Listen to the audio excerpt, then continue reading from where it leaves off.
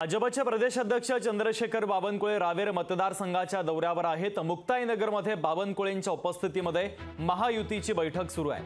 बैठकीला भाजपचे उमेदवार रक्षा खडसे उपस्थित आहे। बैठकीमध्ये नरेंद्र मोदी अमित शहा यांच्या दौऱ्यासंदर्भात नियोजन करण्यात येणार असल्याची माहिती आहे।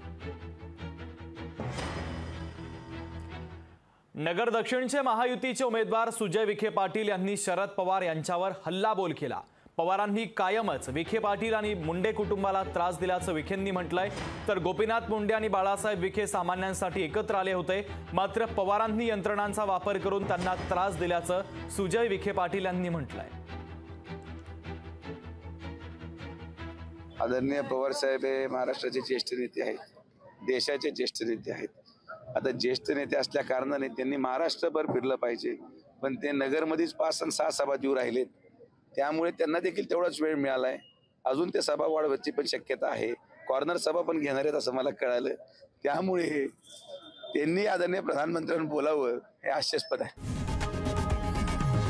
लोकशाही मराठी ऐका, पहा, जागरूक रहा।